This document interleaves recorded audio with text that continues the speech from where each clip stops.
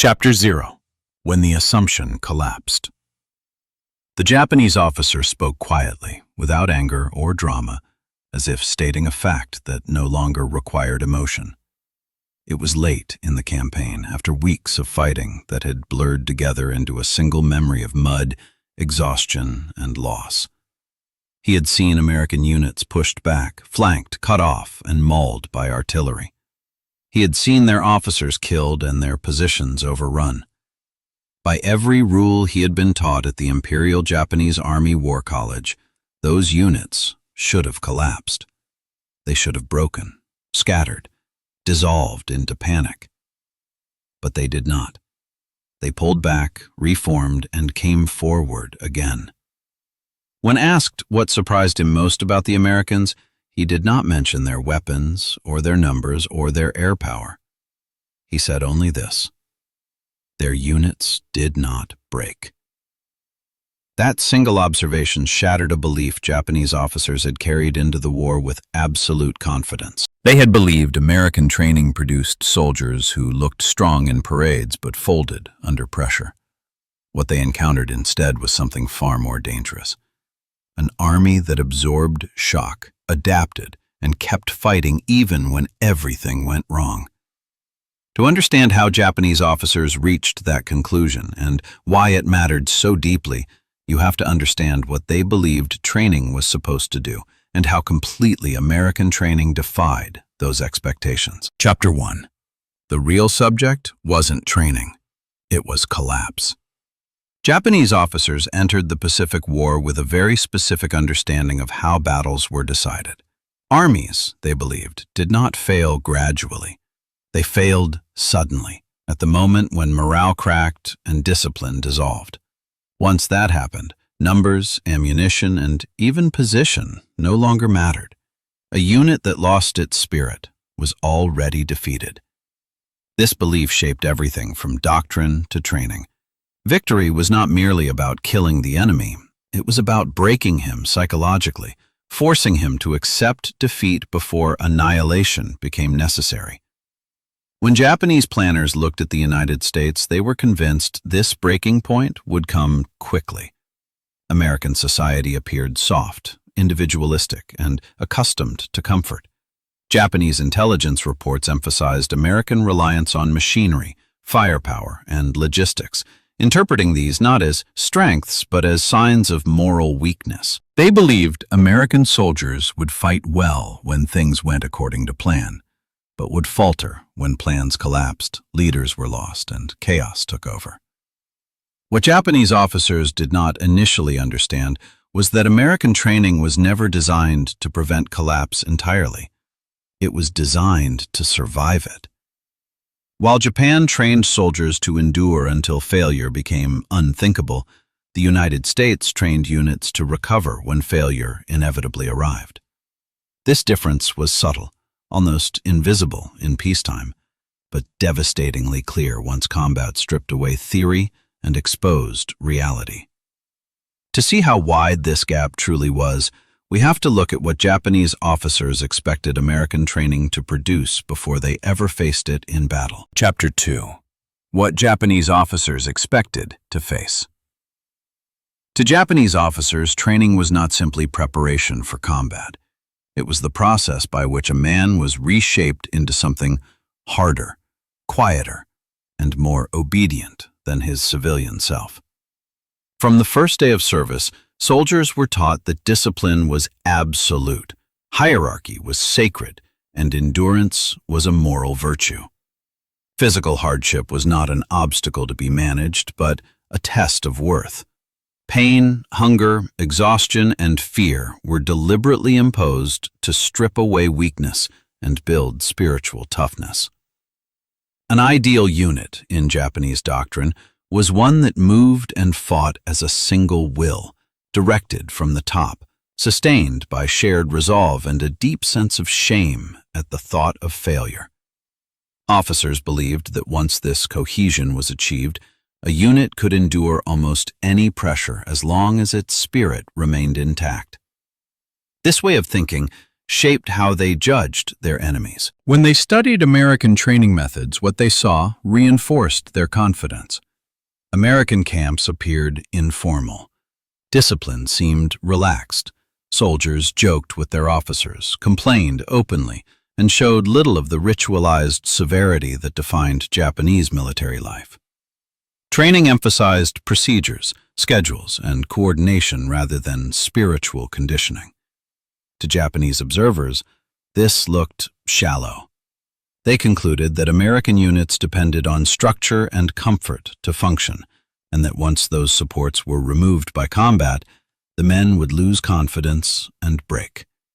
They were certain that shock, surprise, and sustained pressure would shatter American formations, leaving behind confusion and retreat. This belief was so deeply held that it shaped Japanese tactical planning across the Pacific, and for a time, early encounters seemed to confirm it.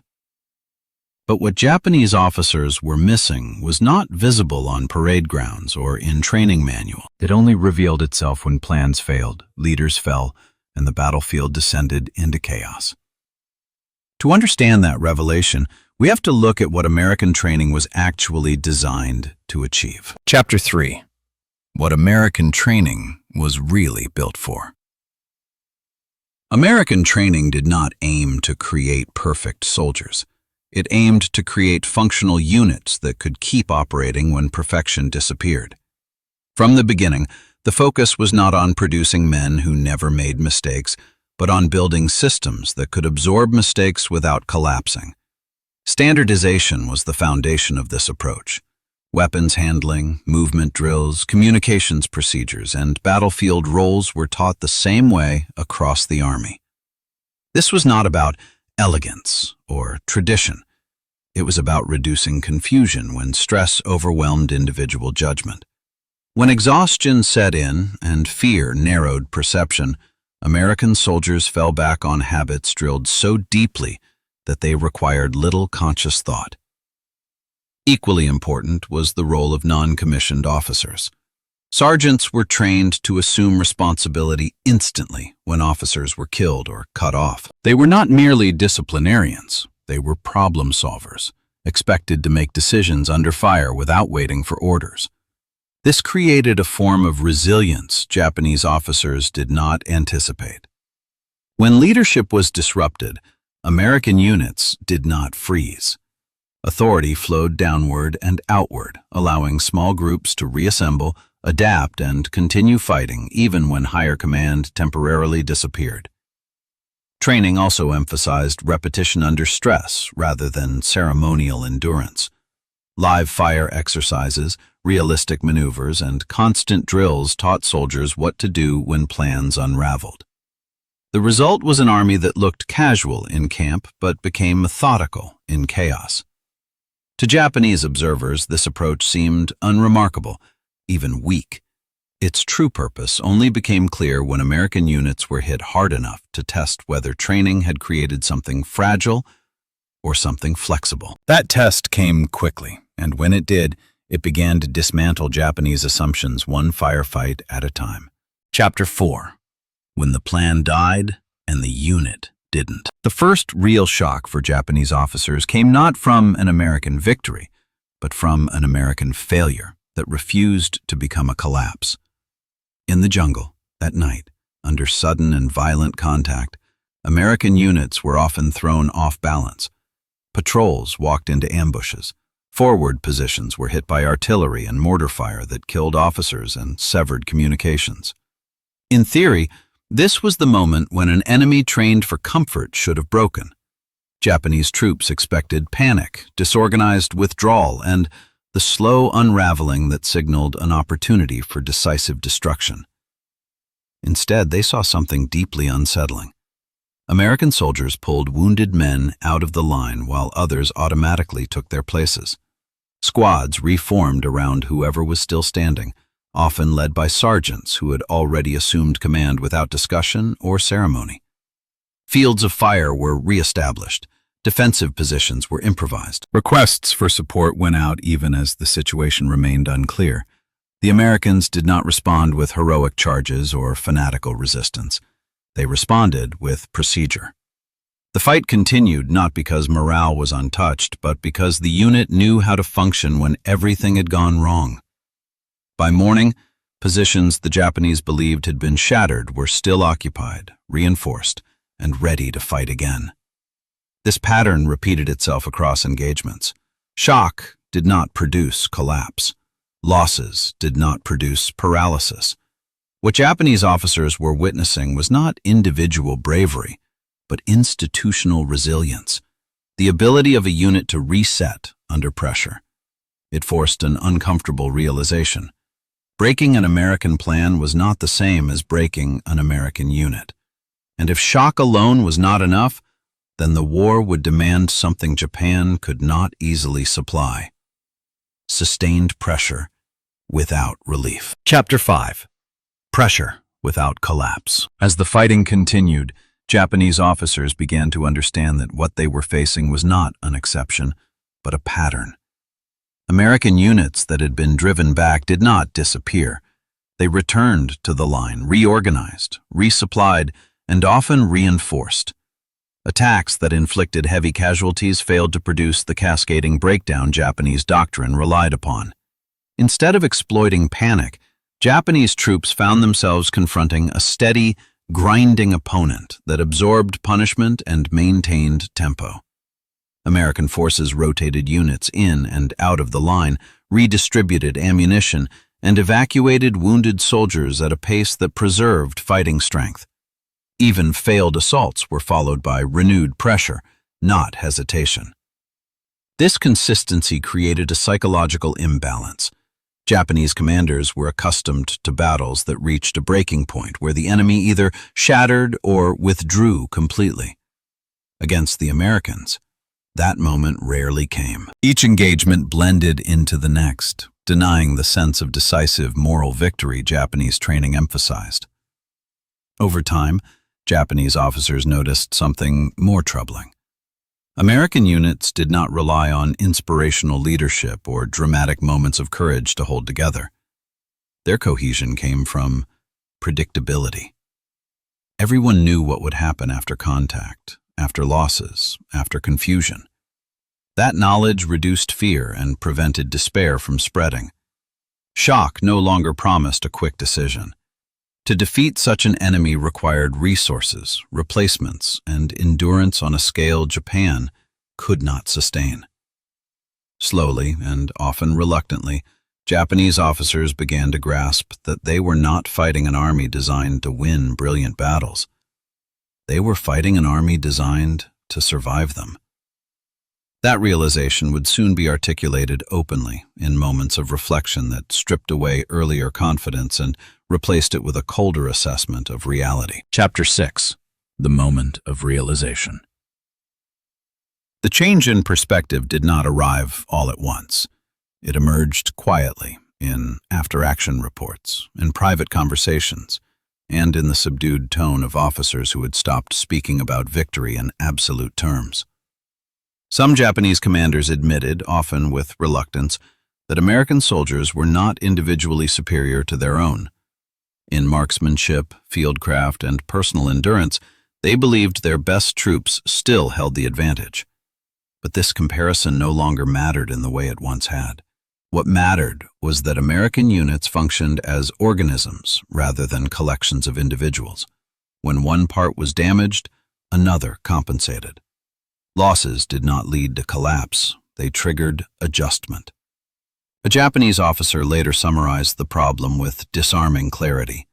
The Americans, he said, could be defeated tactically and still remain operationally intact. You could push them back, inflict casualties, even overrun positions, and yet find them reappearing with renewed strength days later. They did not interpret setbacks as failure. Their training had conditioned them to expect disruption and continue regardless. This forced a painful reassessment. The belief that American soldiers would lose heart under sustained pressure proved false. Instead, it was Japanese units operating at the limits of manpower and supply that began to feel the strain of a war without decisive psychological victories. The realization was not dramatic, but it was decisive. The enemy Japan had dismissed was not fragile. It was resilient in a way that undermined the very foundation of Japanese tactical thinking. And once that truth was understood, it raised a deeper question. Why American units, again and again, refused to break when logic said they should. Chapter 7. Why U.S. units never broke.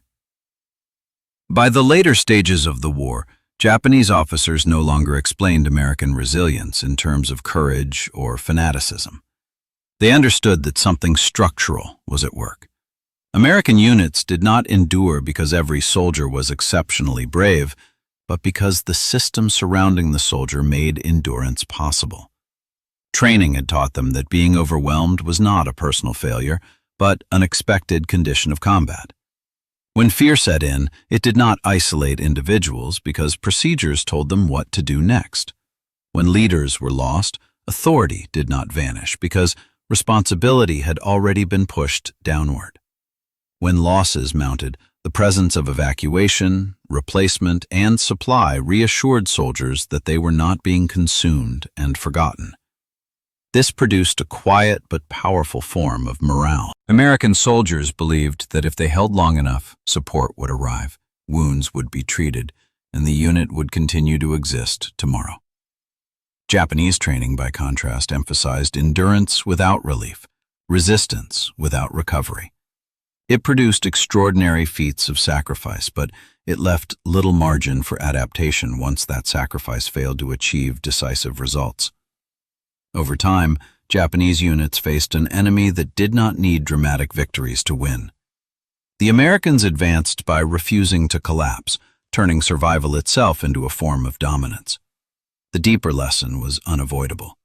An army that trains for recovery can outlast an army that trains only for perfection.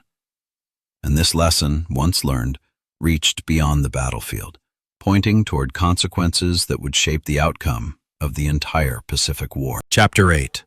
The Quiet End of an Illusion. By the time the war in the Pacific entered its final phase, the illusion that American forces would eventually crack had quietly died among Japanese officers who had faced them repeatedly. There was no single moment of collapse, no dramatic admission broadcast to the world. Instead, there was resignation. Battles became contests of attrition rather than tests of spirit, and in those contests, the imbalance was unforgiving. American units kept coming, not because they were invincible, but because they were designed to survive loss, confusion, and fear without disintegrating.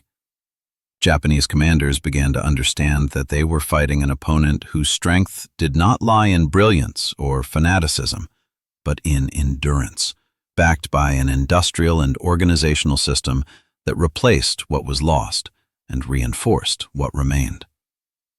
The refusal of American units to break did more than shape individual engagements. It drained Japanese confidence in the very idea of decisive victory. Each battle that failed to produce collapse pushed Japan closer to a war it could not sustain. What began as a dismissal of American training ended as a recognition that resilience, not heroism, was deciding the conflict. And that recognition carries a lesson that extends far beyond the Pacific War, into how any organization survives pressure, failure, and uncertainty. To close this story, and to reflect on why it still matters today, we need to step back from the battlefield and look at what this history asks of us as witnesses to war. Chapter 9. Closing Reflection and Call to Action. History often remembers wars through victories and defeats, but beneath those outcomes lie quieter forces that decide how long a struggle lasts and how much it costs. The Japanese officers who dismissed American training methods were not foolish men. They were professionals, shaped by a doctrine that had worked before, against enemies who collapsed when pressed hard enough. What they encountered in the Pacific was something different. An army trained not to avoid failure, but to survive it. American units did not win because they never faltered. They won because faltering did not end the fight. Training built around recovery, Decentralized leadership and trust in the system produced soldiers who believed that holding on mattered, because holding on was never pointless. That belief, repeated across thousands of units, became a strategic weapon. It reminds us that resilience is rarely dramatic. It is procedural, repetitive, and often invisible until it outlasts something louder and more heroic. If this story changed the way you see the Pacific War, or the way you think about endurance under pressure, thank you for spending this time with us. This is Witness to War, where we explore the human systems behind history's most decisive moments. If you found this episode meaningful, please like the video, subscribe to the channel, and share it with someone who values thoughtful history. Your support helps these stories reach a wider audience.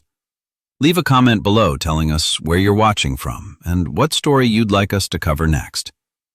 Thank you for watching, and thank you for bearing witness.